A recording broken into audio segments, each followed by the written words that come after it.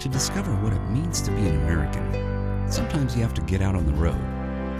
That's where you'll find Fort Bragg Communities of Cumberland County, North Carolina, a place that since the 18th century has lived and died for everything it means to be an American. We've collected all those important moments and mapped every historical site and point of interest along the way. We call it the Spirit of America Trails. Here's one of those 11 trails, the Lafayette Trail, the Spirit of Honor. Why did a Frenchman literally walk away from his country and put his very life on the line for another? For Marquis de Lafayette, it was his honor and belief in the individual. Our first stop, the Lafayette Statue. We're standing here at Cross Creek Park in historic downtown Fayetteville. Behind me is the statue of the Marquis de Lafayette. It was erected here in 1983 by the Lafayette Society.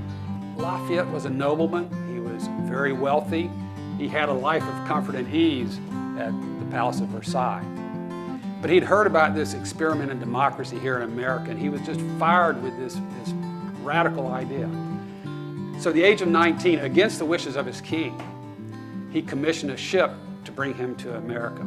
He was befriended by George Washington. He went on to fight at Brandywine and was wounded there.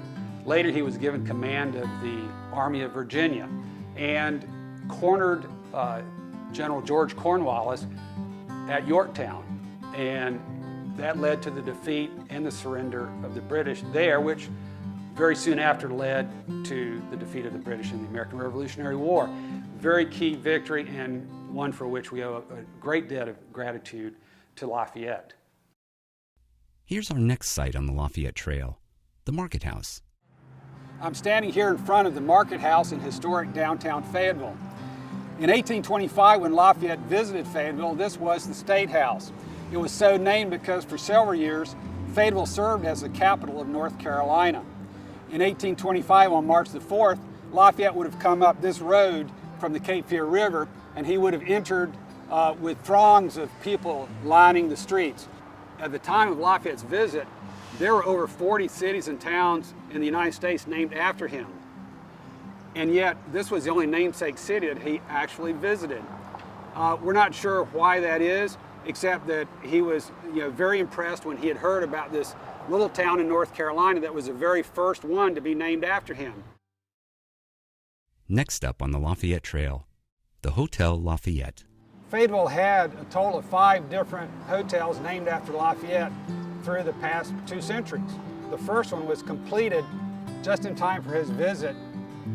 Although the original Lafayette Hotel burned in the Great Fire of 1831, you can actually see the original sandstone foundation that remains to this day.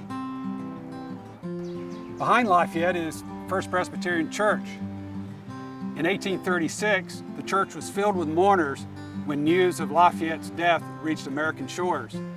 A eulogy was held there, and the entire city of Fayetteville mourned the death of their hero.